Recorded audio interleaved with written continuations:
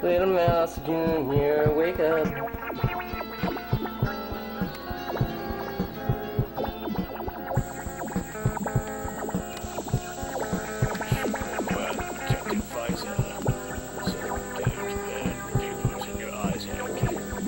Solar eclipse on this planet.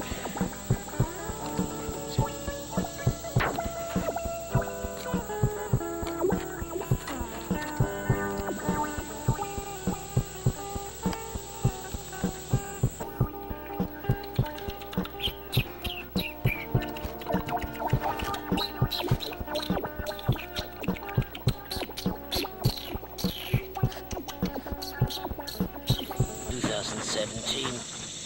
There was hysteria about the eclipse because it was one of the signs of the apocalypse as it was predicted in ancient biblical scriptures. But you don't leave it there. Surely as long as you wear your safe visor, shall protect you from the rays of the three sons of Sarks. Yes, when he opened the sixth seal, they beheld the black as sackcloth, and blood, the stars fell from the sky to the earth. As the scripture said, it must be or even offering a share to Crimson Sunflower if he can lead us there. Speaking of Crimson Sunflower, we better check on him soon. He could be dying of dehydration out there in Zeon's red-hot desert. Good point. Let's get this show on the road, so to speak. What do you mean by that? It's an idiom. Basically, let's get this mission going. Essentially what I'm saying. It's a sandstorm. We better use our infrared visors to locate him. Be sure to bundle up your Star Cop armor.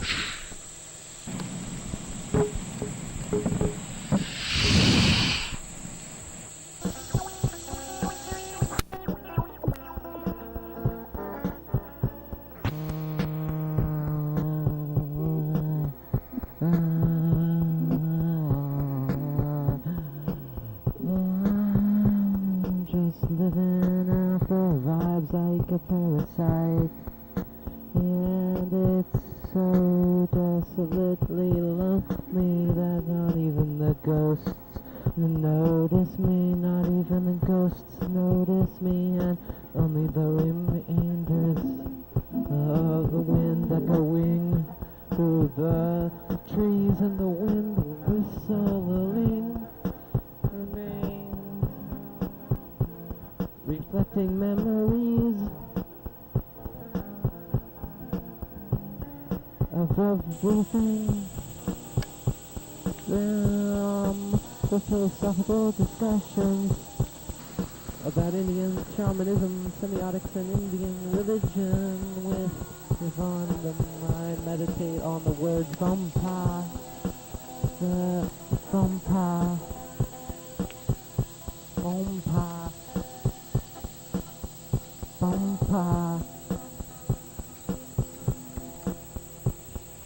On their door saying, I've got a great...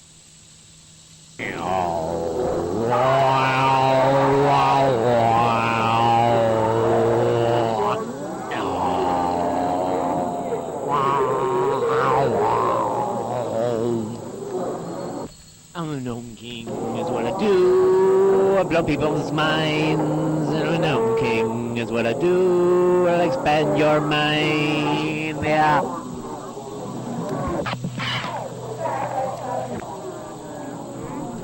As the star cops stumble through the windy desert, Crimson hangs onto his life by a metaphorical thread. Yeah, everybody does have a great idea. The people...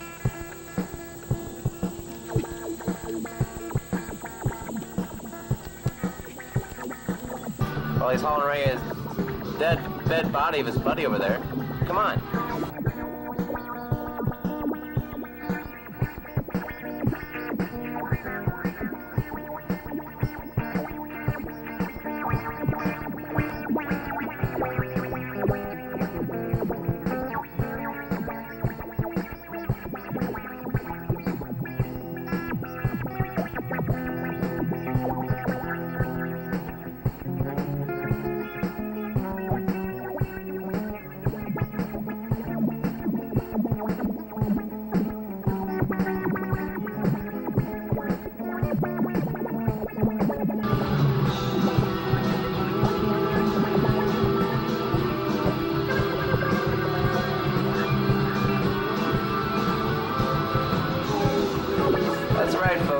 Nature has no conscience.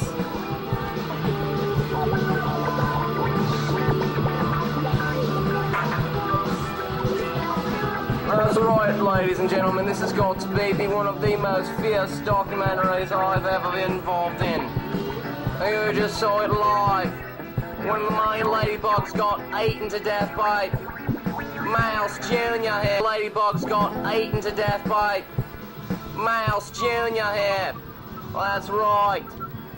How do you feel about just eating two live little ladybugs, just crawling around free as can be in the wind, little mousey? How you feel just about killing two of them right there? And eating your, overstaying the hospitality? Yeah, your friends welcome. How do you feel about that, little mousey? I guess he has no comment. Leads to death in his dream. He explores his subconscious.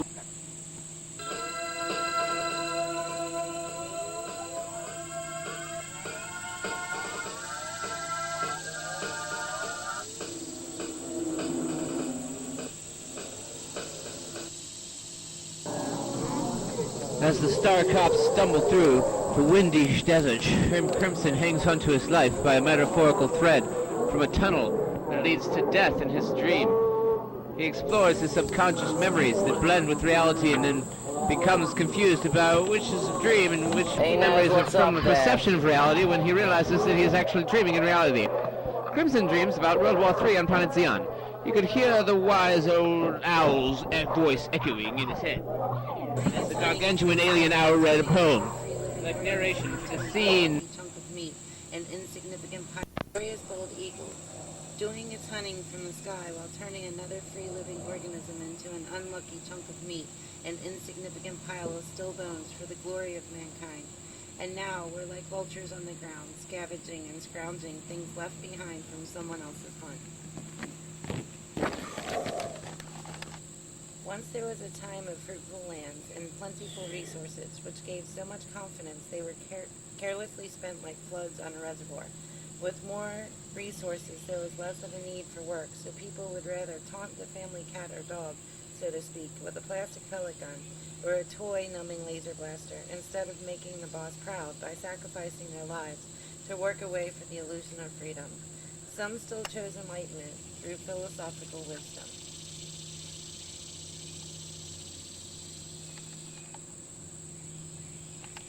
Once youth was a cherished gold coin, shining new and eager to be used, but now youth has become like the family dog, who has mindlessly torn up the family rug with no concern for anything other than himself when punished.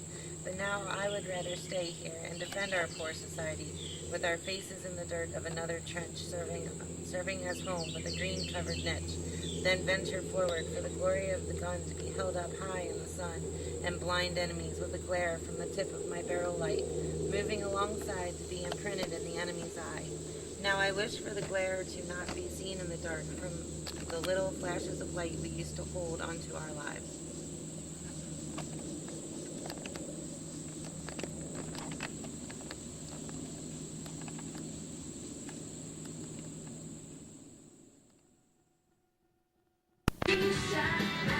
Gargantuan alien owl read a poem, like narration to the scene Crimson was envisioning. The evolved owl stood, clutching a magic pen with its claws. Then he made it move with his mind and watched it write words in the sky. It wrote the title of the poem in purple alien cursive letters that flickered as it translated like a neon sign to the title, Glory of the Good. No. Glory of the Gun. Owl spoke.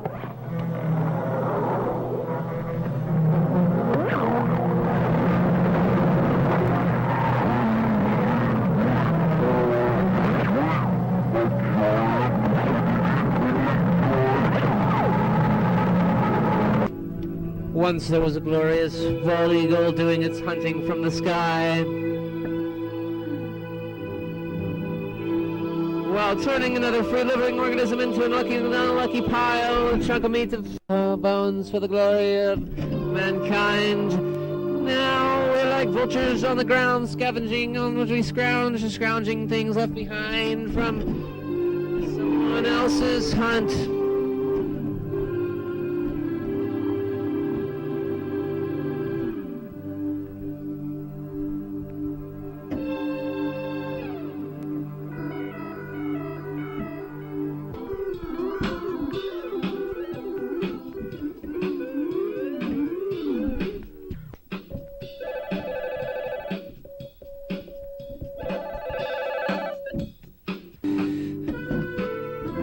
Once there was a time, fruitful lands and plentiful resources, which gave so much confidence they were carelessly spent like floods on a reservoir. With more resources, there was less of a need for work, so people would rather taunt the family cat or dog, so to speak, instead of seeking,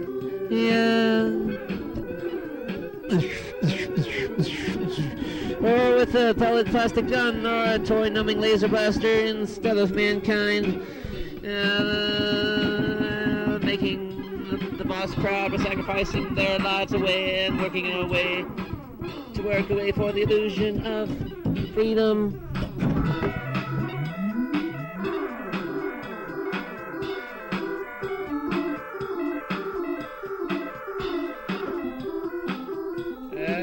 Working lives away from the illusion of freedom. Some still choose enlightenment through philosophical wisdom. And that's where crimson comes from. Once youth was a cherished gold coin, shining new and eager to be used, but now youth has become like the family dog who has mindlessly torn up the family rug with no concern for anything other than himself when punished. But now I'd rather stay here and defend our poor society with the faces in the dirt of another trench, serving as home with the green-covered niche, then venture forward for the glory of the gun, to be held high in the sun and bind enemies with the glare from the tip of my barrel light, moving alongside to be imprinted in the enemy's eye. Now I wish for the glare to not be seen in the dark from the little flashes of light we use to hold on to our lives. Once upon a time in the future there is disembodied spirit named Crimson Sunflower who lost his way. The owl began to say, and right in the sky with the crimson noticed a strange coincidence went by that the wise old alien owl was writing about him in his dream.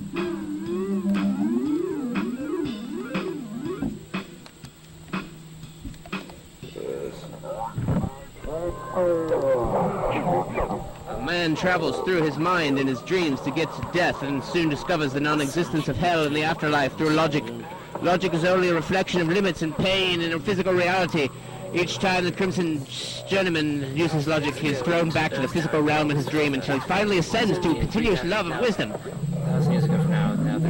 Through conceptual metaphysics, he stays in the afterlife dimension. Past, present, and future could only be happening simultaneously in this dream and in reality. Crimson soon realizes that he is the journeyman who is meant to question reality in an attempt to create a better world.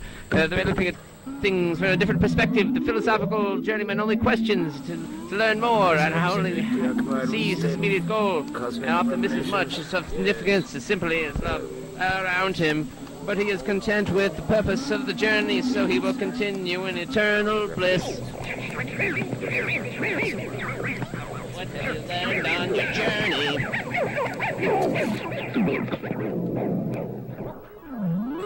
Crimson hears the owl's voice ask him as it dissipates in the distance. Gold cannot exist in the afterlife.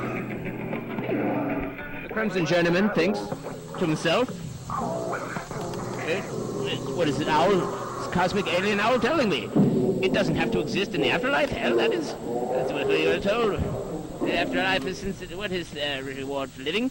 Since it is the byproduct of fear here, and the physical limits of reality's logic.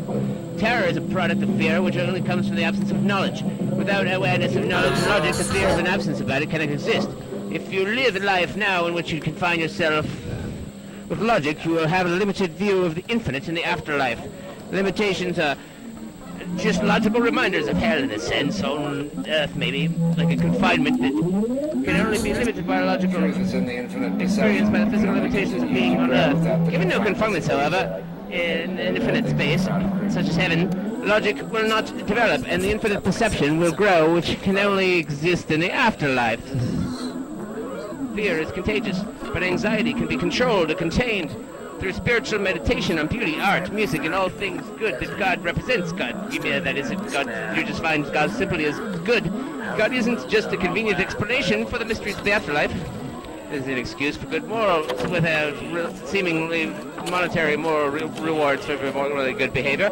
God is great, God is good. Let us thank Him for the cosmic creation of the omniscience of all beings, for our good mood, exclusion of hell and the afterlife of pain. May mean that the person goes through hell and pain, purgatory, and reincarnation while they're judged here on Earth, or on another planet, wherever they depend on developing, depending on where your lifetime's origin is from. If hell is punishment for not learning from our mistakes while being alive for such a short time on Earth or planet Zeon, then suffering is a measurement of the conflicts that society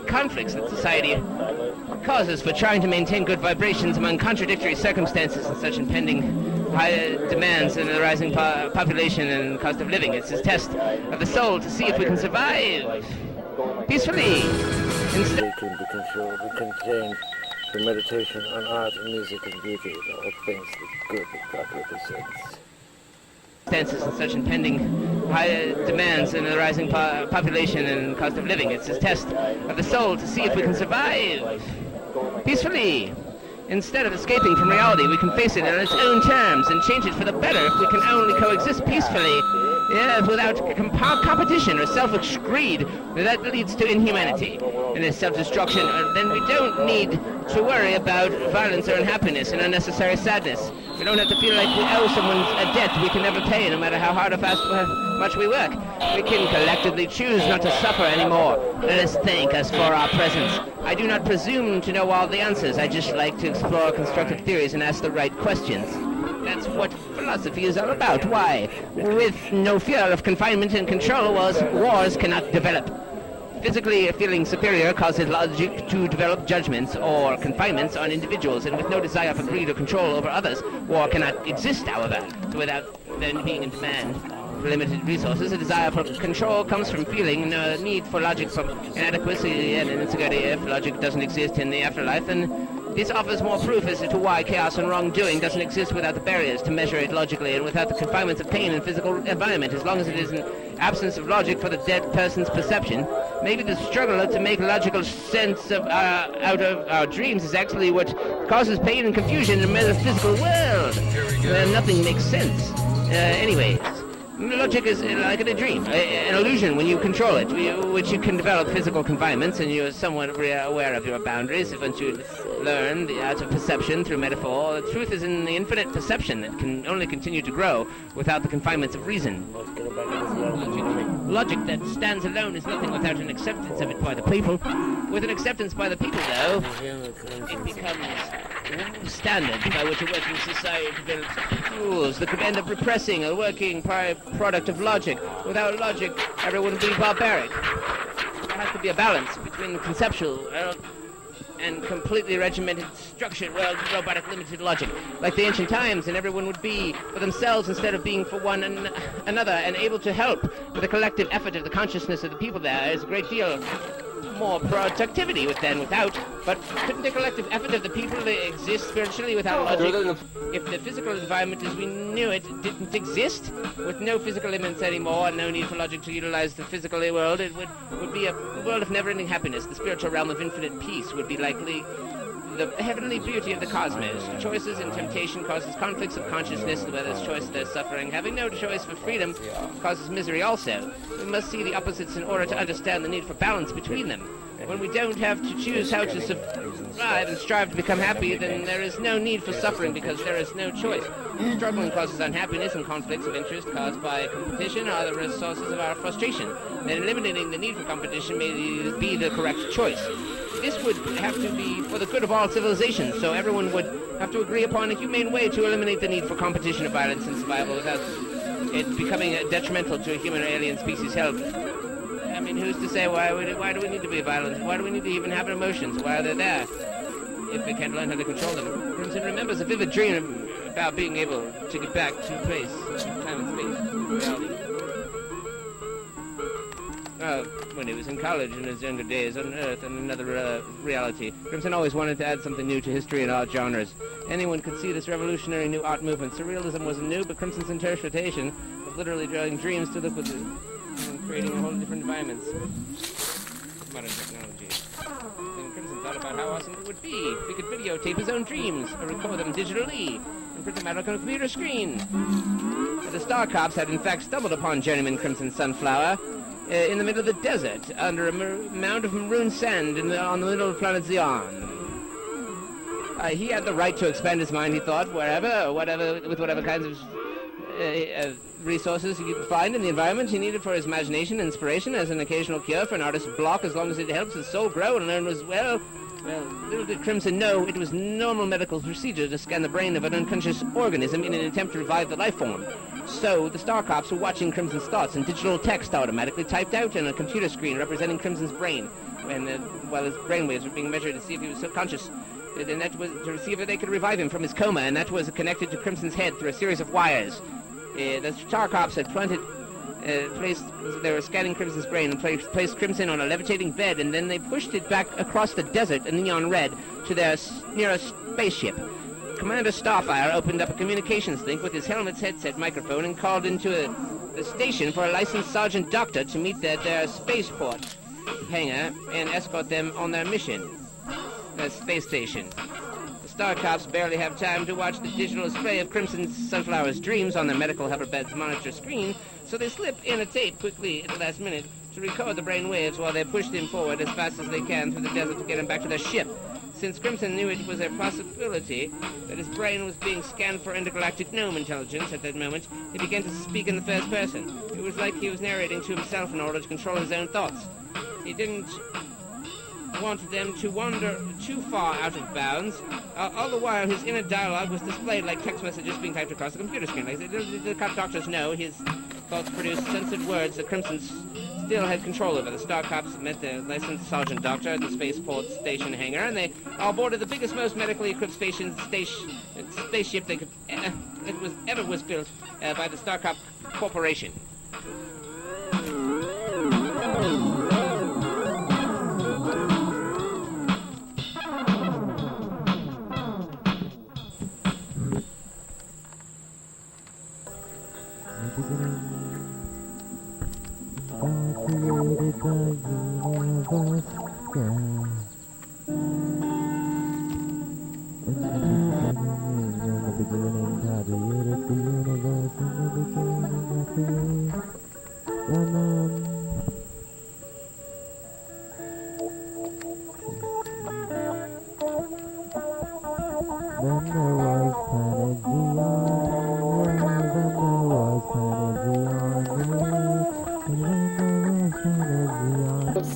Yeah, like really, ate all that.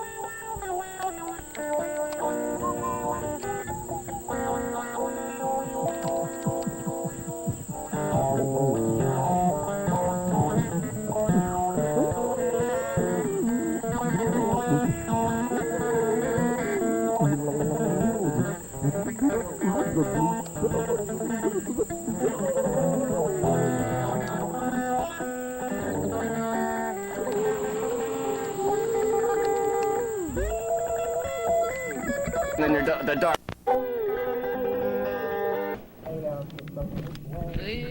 Living lizards.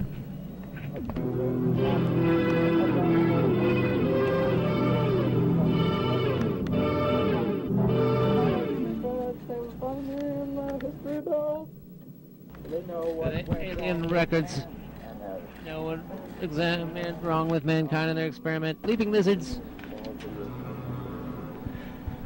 Things are getting weird out here in the Zeon. The solar eclipse is a sign of the apocalypse. Beware of ignorance, hypocrisy, and hasty judgments based on stupid assumptions. Ignorance is dangerous. Remember this. Don't overreact to let anxiety get the best of you, even though the prophecies are coming true. I don't want to spread hysteria, because there might be more specific revelations that could be interpreted positively. The end of the world as we know it might be necessary for a new utopia to evolve once humanity experiences a rebirth or a new beginning. Crimson Journeyman's journey's the illusion. Crimson asks if he knows that the scientists, Starcrops, are listening to his thoughts. Of course, I still have my logic because I'm from the physical earth originally, but what point is there to exploring the physical illusion if it's all just a transitional phase of insignificant symbols to my reality? Meanwhile, as well as the automatic broadcasting text, the computer screen on the board, the mothership mega space freighter, as the Starcrafts prepare for a blast-off, while the licensed Sergeant Doctor just continues to work on reviving Crimson Sunflower from his near-death coma. But wait, everything is a symbol of my own reality? As the Omniscient said before, Crimson thought to himself and out loud, in his dreams, so the symbols I shall see won't be insignificant no more. The Omniscient must have locked me into exploring and destroying my last insignificant speculation about the mandatory existence of logic in the physical realm. I am still in the transitional phase of death, and these illusions must have been subconsciously created by my self-conscious conscience in an attempt to explain the almost unimaginable afterlife. Because the trip is a journey into the phase of fear of the death in the subconscious, but trying to forget about sensations of pain associated with the physical plane. I feel that I'm almost there and have reached the secret, but my own physically connected logic standing in the way of the transition. Perhaps I will prove the one last speculation wrong and go forth. But if I do, I will have used logic, and that must have been done in order to cross over correctly into this dimension of death.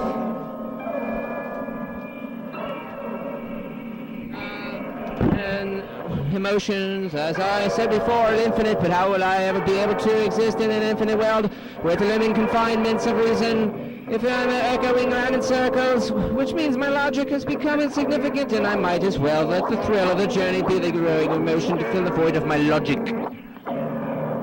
Maybe there's a way to exist in true pure emotion without the physical.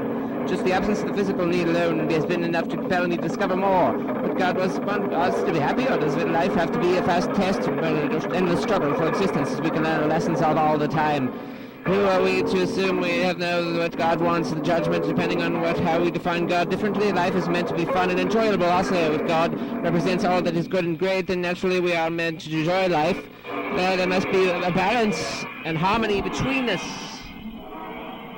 As there's harmony in existence between indulgence and enjoyment. Moderation is the key. Take a break from your mind. Moderation is the key. Take a break from your mind. Meditation is the key. If we are meant to be kind to one another, then we shouldn't have to struggle in order to compete against each other, and for survival. And we naturally order to compete against each other. No more selection needs to be changed by civilization. Can natural selection be changed by civilization? Well, we'll see. What if we evolve beyond the survival of the fittest, survival of the smartest, until we get to evolution the most spiritually realized? Yes, we should be working together and praying together as well as praying together, if so to speak, meditating with one another's thoughts peacefully. and well evolved to another state of being, well-being, so to speak. But it's not up to any one person alone to tell me how often to worship God in my own way, since nobody is perfect. How maybe I have no right to talk about one God and some of the civilizations and other planets still worship multiple divines, deities. For one thing I've learned is that you have to let go of bitter resentment or else you stay that way. Some people are just looking for reasons to be bitter and jealous when they spend most of their time being angry at others, and they forget how to appreciate the good things in life, like the beauty of a butterfly streaks flying by in the breeze when the good things that they actually have in their own lives. Even when I spend too much time with negative people, then it eventually rubs off on me, and I become temporarily resentful of dream them, and I don't want to become like them. I don't want to be jealous of another whose lives seem to be better than mine if it represents me from appreciating the positive aspects of my own life.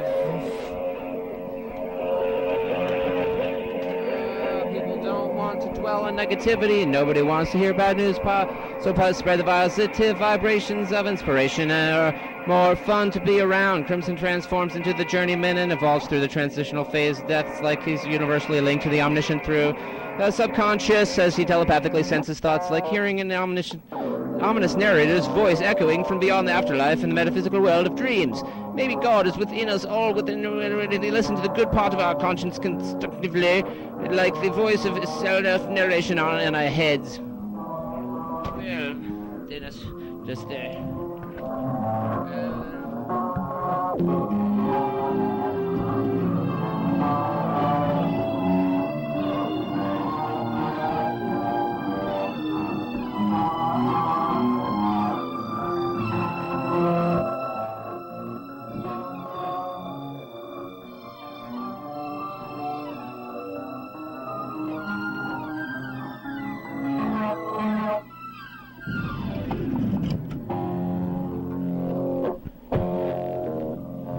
Crimson remembers how there were no places to play for free when he was a teenager, and young people rarely have very much money anyway, so there was nothing they could do. Yes, on the board, they would get bored, just led to trouble, which then there was nothing else better to do. That just didn't cost money in order to get away and experience the town, and then eventually even fun became unaffordable. He had worked several odd jobs since then and had seemed to take the fun out of life, working all the time. Everyone had said he was lucky to even have a job in such a desperate economy, but working for the establishment isn't a privilege when they raise the cost of living and don't pay enough to exist. Should I really be thankful for the economic slavery they perpetuate in a greedy system that pits people against people when alien corporations reap the benefits from the majority of the profits? How could we care if it's a kind of work that you don't believe in? Which, he had his own work to do in the first place on so many different levels and ideas. How could he describe which empowers why work for an idea that empowers a corporation instead of an individual? What choices did we have? There weren't very many other options on Zeon, and he wondered if it had been different on his home planet of Earth. But he couldn't remember. He was so little when he lived there, back as it seemed like another time and dimension in space. Crimson didn't remember much of Earth since he spent most of his adolescence growing up on the Zeon Colony. Crimson had always been a hard worker, even at the risk of becoming a slave. When everything is based on money and there was never enough to go around, then nothing is much more fun anymore, especially when the establishment expects people to work their lives away just to exist. People have the right to exist without being slaves to a corporate system that values people based on materialistic greed, especially when they don't pay enough to strive anyway.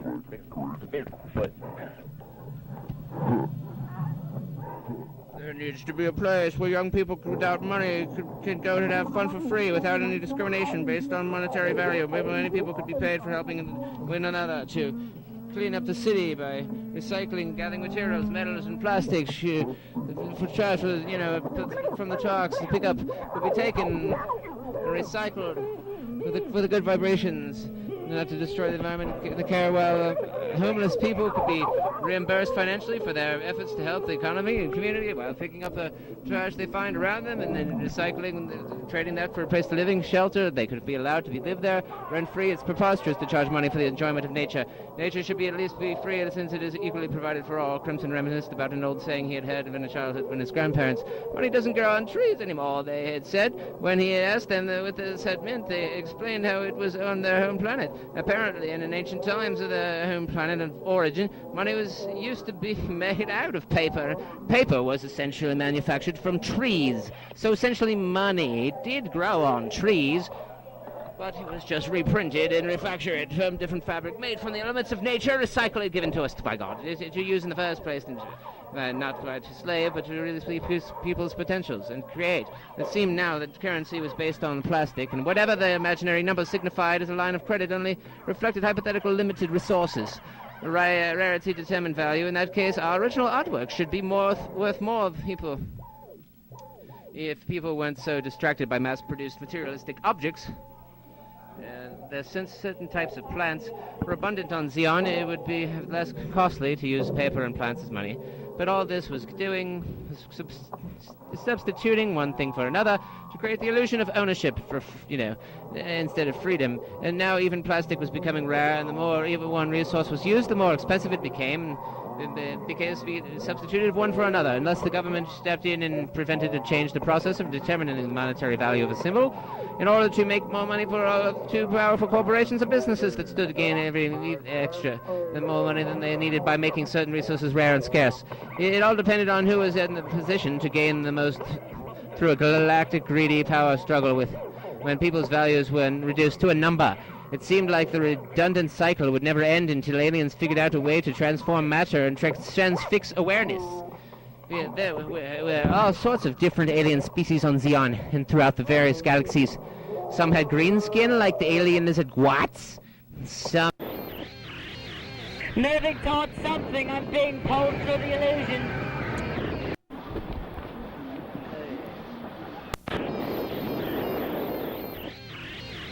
Moving towards something, I'm being pulled through the illusion.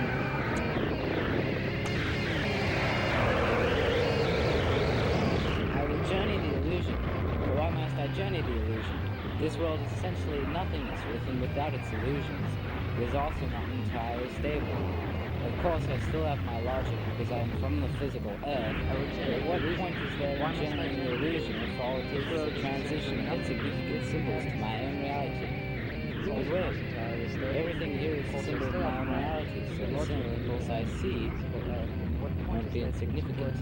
The omniscient must have knocked me into exploring and destroying my last incorrect speculation about the mandatory existence of logic in the physical. Still in the transitional phase of death, though, so these illusions must have been simultaneously subconsciously created by myself in an attempt to explain the almost unimaginable afterlife. So these illusions must have been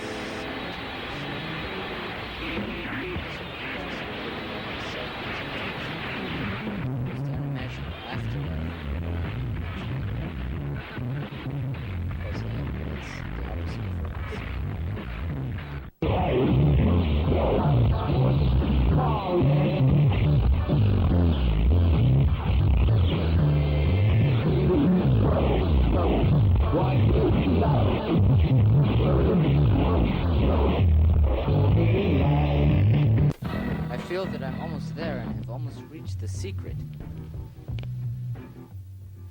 But my own physically connected logic is standing in the way of the transition. Perhaps I will prove this last wrong speculation wrong and go, but if I do so, then I will have used logic. That cannot be done. Emotions, as I had said before, are the infinite. But how will I ever be able to exist in the infinite world with the confinements of reason? I am echoing around in circles, which means my logic has become insignificant, and I might as well... Let the thrill of the journey be the growing emotion to fill the void of my logic. The void of my logic. Maybe there's a way in existing in pure emotion without the physical. just the absence of physical aliens to discover more.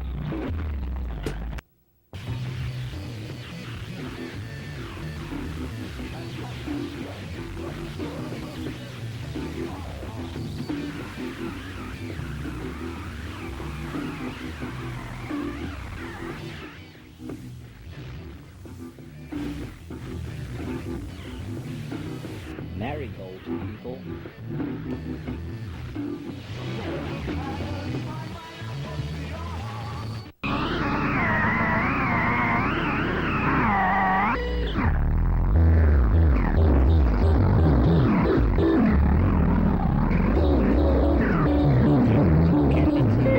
Candy cane striped and minted sand gnome full of sparkling magical surprise.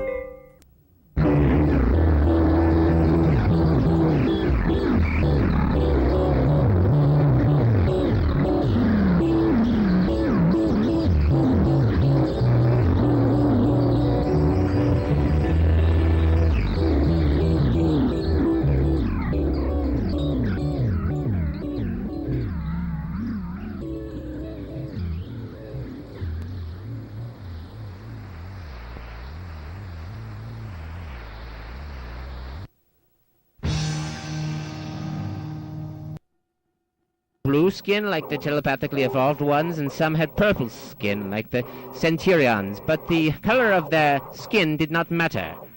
Some used technologically advanced tools like the Earthlings, while others used their minds telepathically in order to control their environment and learn how to live in balance with it, create and construct from their materials environment. Everything was placed there for a reason. So some Centurions even figured out a way to slip through parallel universes so they could travel back in space and time in a distant prehistoric Earth in order to tap some of its early untainted natural resources like water, which they used to H2O, which they used to power their spaceships. They didn't want to conquer primitive Earth, and they didn't want to, enslave them at the risk of accidentally influencing the evolution of another being. Ancient Earthlings, out of fear, however, saw them as dead gods. They might have, caused a galactic paradox, but they needed water as a fuel supply for their spaceships, so these Greg aliens had becoming extinct through centuries of nuclear war amongst themselves. Theirs. It was to the point where the alien Greys had become sterile from years of nuclear war amongst themselves. So, the species had to survive by sampling DNA from the Earthlings, grow, modify into their ancient, extract DNA samples to grow and modify into their ancestors, for their ancestors' knowledge anciently.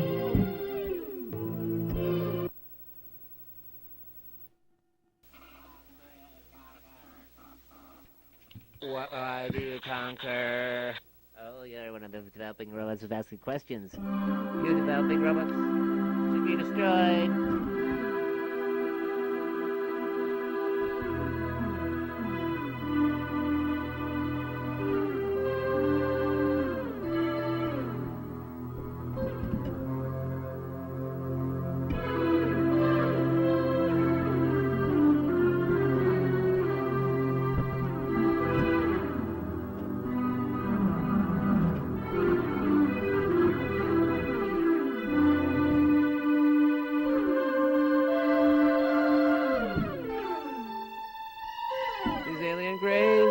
Experimenting, taking the DNA of the humans to modifying the Zeon Colony.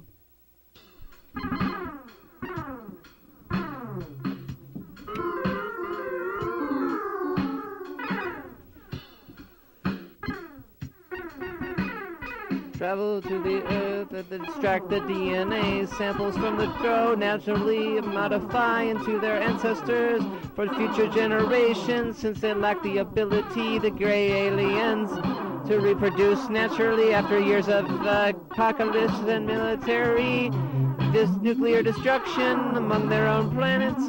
They came to warn the humans back in time travel when they went through the parallel universe gateway tunnels of time and space, and their cosmic craft journeys.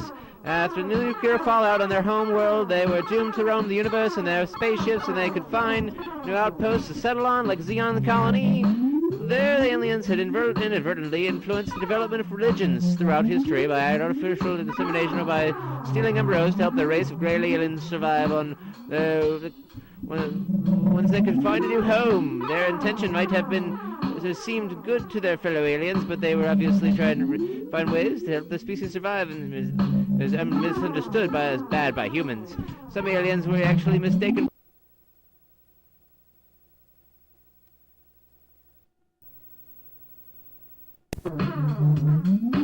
11, page 120. It meant the artificial gray aliens had been stealing the embryos to help their race survive once they could find a new home. Their intention might seem good to their fellow aliens, but they were obviously misunderstood by the humans as bad.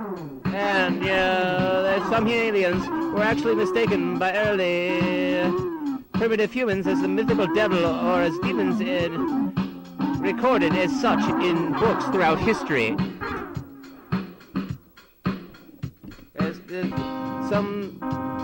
Since there were few rare recurrences of these alien interactions, and they were so far in between throughout history, it went on unrecognized and mostly became a part of mythological folklore.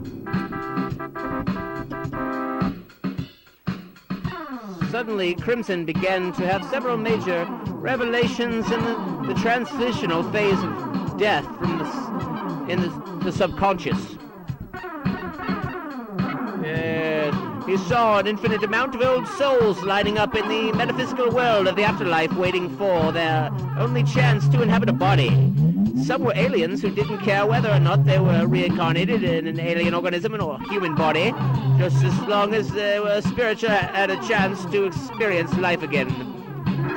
The wondrous meaning. But they would get angry when they finally get a chance to enjoy life, and the materialistic demands in a primitive society cause people to become suicidal or victims of violence and destruction through slave labor or for the next to nothing. Most aliens just want to remain peaceful and coexist. If time is a circle, then we would just have to wait in space, limbo, after a lifetime for it to come back around again, and we can see examples of talking pterodactyl men, or maybe other creatures evolved in another dimension. From other planets through transformations in another dimension. Maybe legends of dragons were just pterodactyls left over from the dinosaur age that evolved through natural selection to breathe lava, because they were digested molten coal rocks for internal combustion fuel left over from the early volcanoes, and their lizard-like scales could adapt to such a harsh environment. During the dark ages of the volcanic era on prehistoric Earth, sunsets appeared to have creatures in the clouds. Transformations occurred between different species, metamorphosizing into another type of intelligent life form that was evolving like lizard people, or the aliens of Watts. The circle never stops, because it is a symbol of infinity and perpetuating motion. If humans could learn to speak and build and evolve, then other life forms could have reached similar levels of existence on other planets, like the birdmen from the Alpha Sector, and the amphibious starfish frogmen of the Omega Quadrant. Evolution happens naturally without government interference. If lizards could evolve to think and speak in another galaxy, then so could frogs or starfish men. Perhaps it was the giant locust insects that evolved on a planet within the Scorpius constellation. The race of intelligent scorpion beings was as scary as spider-like lizard aliens. Aliens from the aliens from their southern constellation between the Libra and Sagittarius sectors between the Milky Way galaxy. A dangerous genetic mixture with the difficult to control and beasts, or like wildebeests, giant intergalactic spiders, mixed with a hermaphroditic alien insects to form an unstoppable strand of alien DNA that would later evolve into the Bumblebee battalions. A galactic military force with a hive mind. There was another race of a dinosaur species that could have evolved into intelligent beings on a level planet if they had been here before, like when they survived in the harsh conditions of Earth. early planetary land formations. Turtles and crocodiles could have been the descendants of ancient brontosaurus ancestors from the beginning of time in the Alpha Sector to the end of space in the Omega Quadrant. There were infinite cycles of different dimensions, transcending in a parallel universes of alternate realities. Time and over again, if dinosaurs were a type of reptile, then alien lizard guats could evolve from ancient alligators, and snakes could have come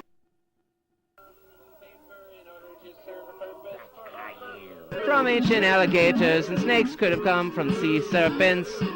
Perhaps the only freedom is in the imagination. The glistening gold snake glides through the red, bright deuteropia to the new spiral that leads to the cloudy other side of morning. Yeah, the blue spiral of consciousness takes a left turn at my damp, fresh backyard full of healthy green grass and fluorescent flowers. That snake continues to glide through the spiral sky, then only continues. And now an unfamiliar realm of grey-stoned logic that leads to a circular temple, a medieval castle with a crimson-eyed king. The square metal sign in the front red gate reads, "Life is infinite, death is logic." The positive side of the spiral of the physical and negative is infinite. The positive side of the spiral is the physical. The negative is the infinite that merges on the physical plane at another level, an end. Within me, dangling directly in the center of it all, Crimson contemplates. I explore the rocky red terrain in search of the king of the gnomes. Yeah. And that's... Well, the journeyman Crimson Sunflower thinks to himself in his dream-like state. He continues to come through his coma. Bubbling crimson and fluorescent orange planets serve as beacons from above a clustered formation. Green, transparent weeds breathe through holes and the ends of their hollow stems as they stretch up against each other. Rough metallic motifs of psychedelic music echo in Crimson's head as he goes further. The Fire Knight robustly guards the gates of deception. The gate of logic and knowledge is locked, but the door to the illusion is infinite. Bright yellow light tries to escape through the segmented shades of the window pane of love. That's the only thing that doesn't cost money in the real world. Love must be free, because the last time I checked, feelings alone didn't cost a thing. Well, with love light being too blinding for Crimson, he goes for the infinite illusion. Thick textured clouds of light blue and purple line up to follow my path. As I make my way through the thick bubbling red pods of ecstatic vibrations, I come to a city. It welcomes me with no need for work, only playing in gardens of truth, and truth is beauty. The more knowledge I receive, the more it contradicts itself. All of the logic is based on a philosophy of concepts that don't make sense together. Crimson observes when a female alien swims by in another dimension.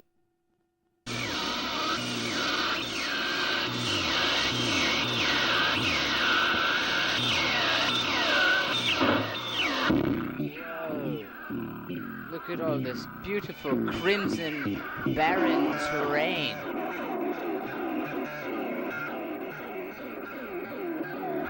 I must go further.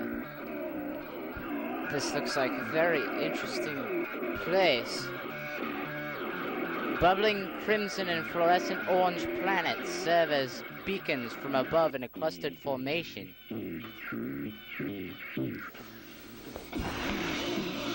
Green, transparent weeds breathe through a hole at the end of their hollow stem as they stretch up against each other. Rough metallic motif. But the door to the illusion is infinite.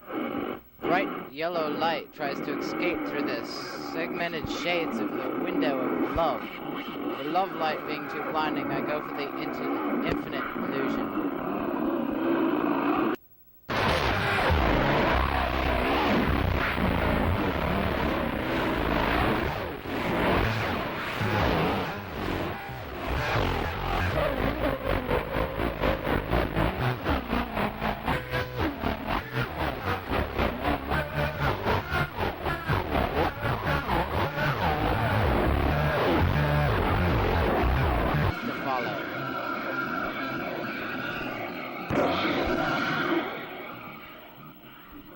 I come to a city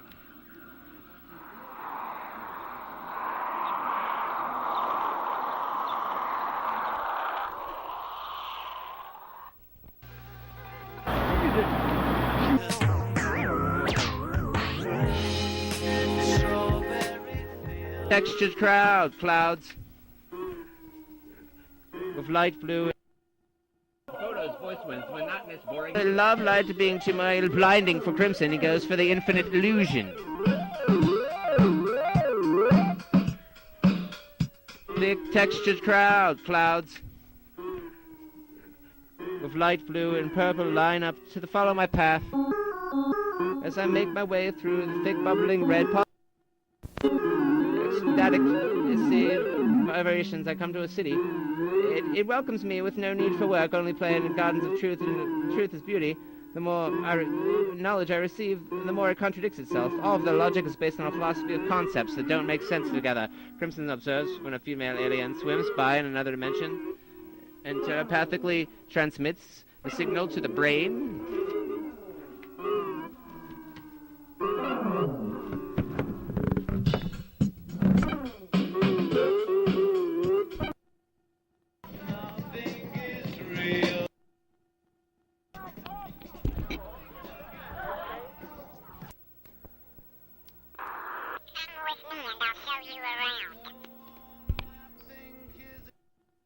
Come with me and I'll show you around. Come with me and I'll show you around. The mermaid sea nymphs announce an aliens. They worship the sea nymph, but little did they know the frolicking citizens does. The sea nymphs follow reason, and reason is an illusion here also, and as I'm coming to find out because it's dictated by the Gnome King.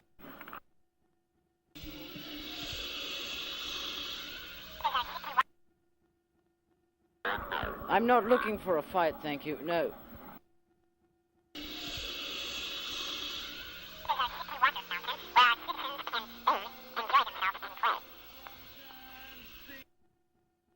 Through my enlightened perception, I see the gardens of truth of beauty and cannot be truth since beauty isn't absolute truth at all.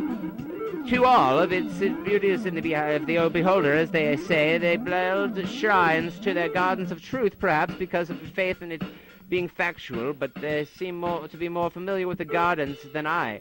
I felt like I could jump really high and float slowly in the clouds between the trees, branches, and leaves, reaching for the sky. In order to understand it all, I just take a plunge in the gardens and find that love exists beyond the illusion. Crimson continues to narrate his journey through the subconscious like he's talking into an imaginary microphone as tape recorders on board the Starkov spaceship in the medical center unit document his thoughts.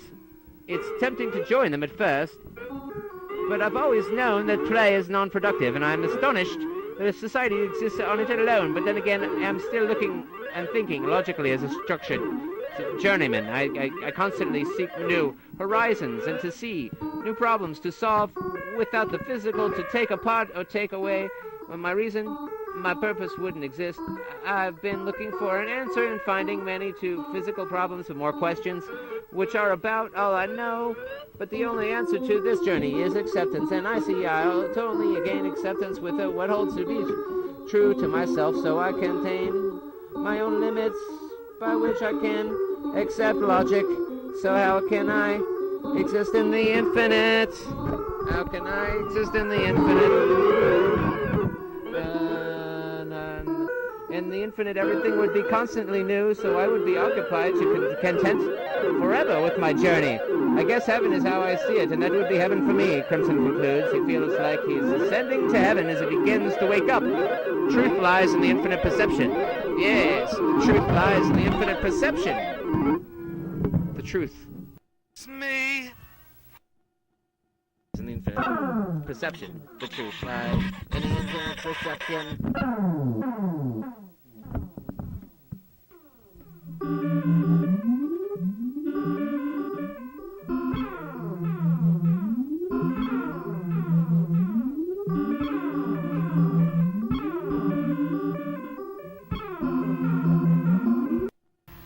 I think I know.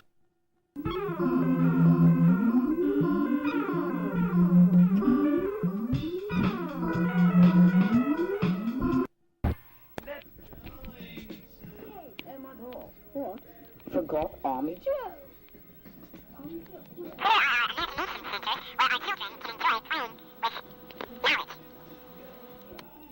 Knowledge? You play with knowledge? Knowledge isn't something to be played with.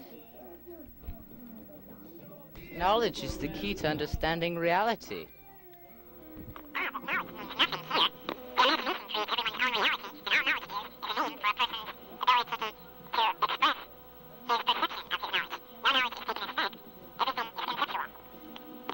Everything conceptual here.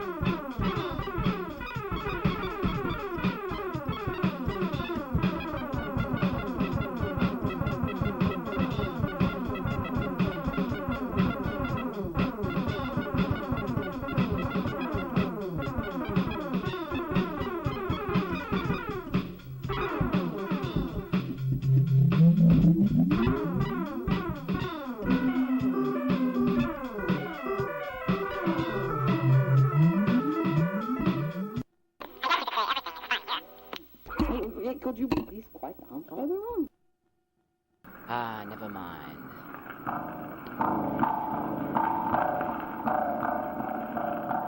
I think there's someone coming. What was it?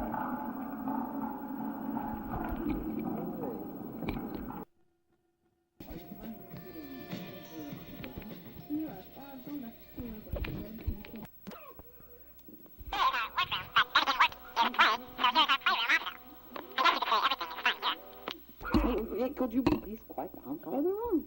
Hey, Holmes. We don't have to listen to just you people. Oh, me and Big Gringo, man. We don't want to... Hey, this is your country. What is going on? Yeah, man, let's get this. He's in my seat. Oh, just sit down, boy. The more knowledge I receive, the more it contradicts itself. All their logic is based on a philosophy of concepts that don't make sense together.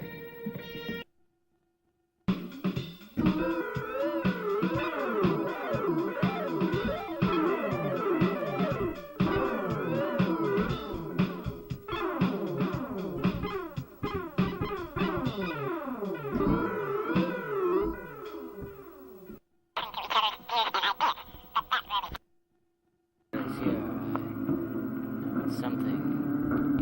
It's near. It wasn't that boy that was. Something else. I know there must be something.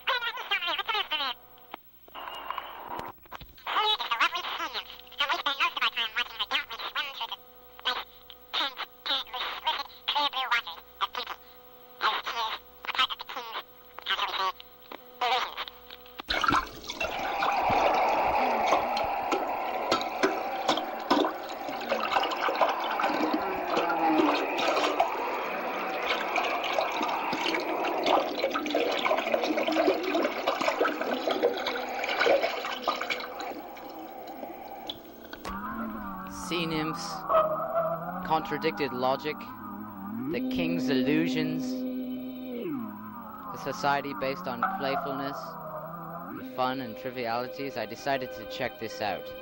I follow the sea nymph.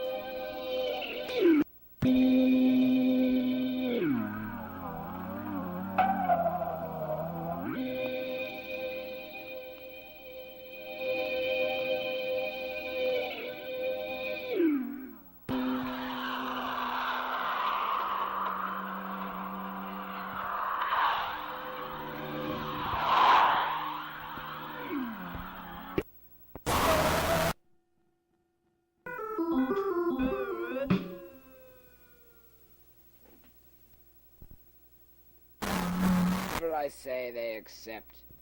That's what the illusion is. It's the logic that I put out, and it's mine, and it's theirs, and it's whatever it is and to any given week. Nothing stands to reason. Yes, Master Crimson. They worship the sea nymph, but little do the frolicking citizens know. The sea nymphs follow reason, and reason is an illusion here, as I am coming to believe, because it is dictated by the Gnome King.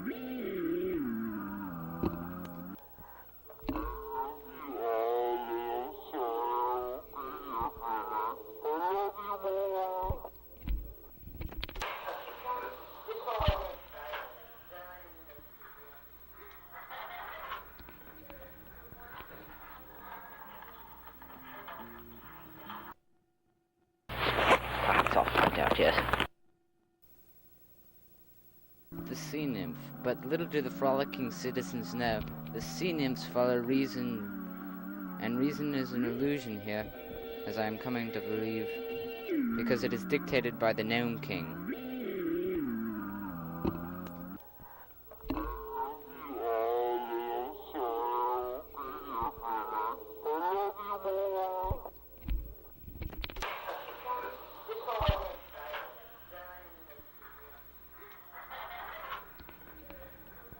Enlightened perception, I see that the gardens of truth are beauty, and cannot be truth, since beauty isn't truth to all. They build shrines to these gardens of truth, perhaps because of faith in being factual, and they seem to be more familiar with the gardens than I. To understand it all, I must take a plunge in the gardens and find that love exists beyond the illusion. That's probably stems from I've heard from not understanding. Yeah. And just limited perception. So Basically. and people don't want to broaden their perception because it's just so they want to be content with what the limited information they know about someone or what they think is true about another person, which is kind of wrong, you know. Information. If you to improve a society, it all lies in the minds of the people who live there, you know.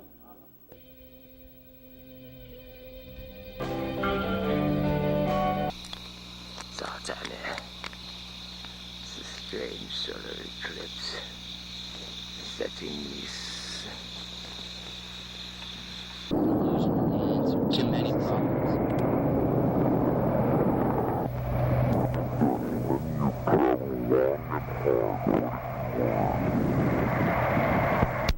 Well, I've learned that logic that stands alone is nothing without an acceptance of it by the people. With an acceptance by the people, though, it becomes society, a working product of logic, which can turn into a machine-like society that I ran into, which can be very chaotic. Without logic, though, everyone would be barbaric, like the ancient times.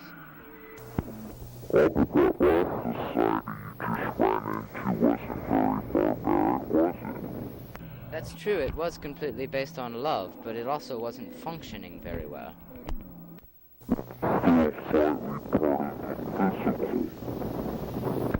With a collective effort of the people, though, there is a lot more productivity than without. But couldn't a collective effort of the people consist without logic if the physical didn't exist? That's what I'm learning. With no physical confinements and no need for logic to utilize the physical confinements, it would be a world of never-ending happiness.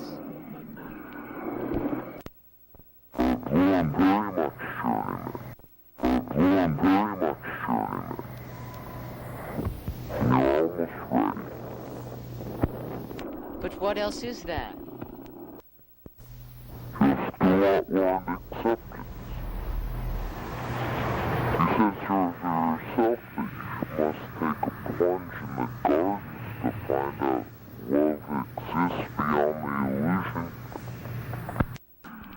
Okay, I am beginning to understand. I am a journeyman. I constantly seek new horizons to see and new problems to solve. Difficult to take apart by reason my purpose wouldn't exist. I've been looking for an answer and finding it many to physical problems, which is about all I know, but the only answer to this journey is acceptance, and I seem to only gain acceptance with what holds truth to myself. So I contain my own limits, by which I can accept. So how can I exist in the infinite? Infinite.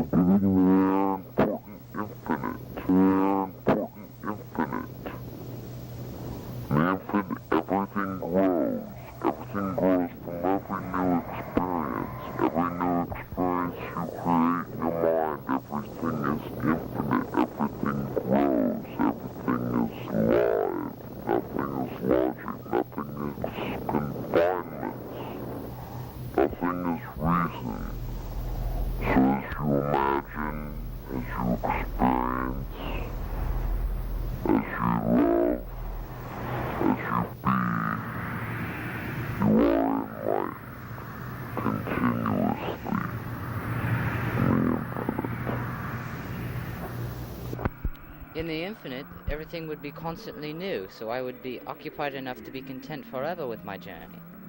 So I guess heaven is how I see it, and that would be heaven for me.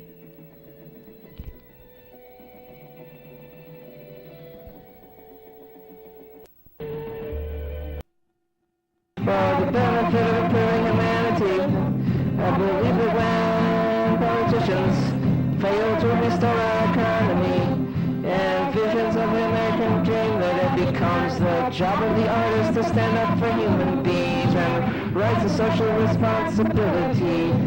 So if you can't change our society for the better, if you don't speak up for your rights, then you lose them. If there's one thing I've learned that's simple to don't speak up for your rights, then you lose them. If you don't speak up for your rights, then you lose them.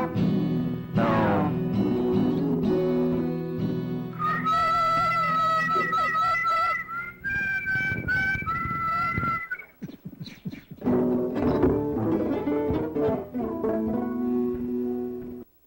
Don't squish the gnomes. Don't squish the gnomes. Don't squish the gnomies. Don't squish the gnomies. Don't squish the gnomies. Don't squish the gnomies. Don't squish the gnomies. Don't squish the gnomies.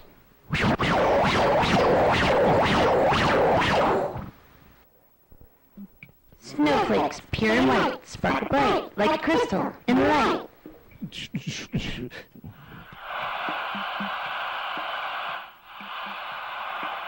The government wants to change us to compete against each other and thus of our limited resources for their own materialistic gain. They use the rising cost of healthcare for general population control because of the world's overpopulation problem.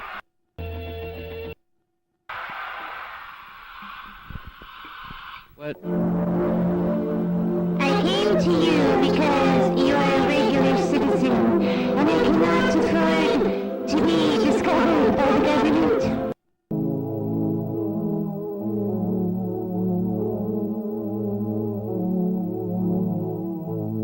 To teach you the lessons that your civilization should have learned from the past, but I guess they didn't because they are making the same mistakes again.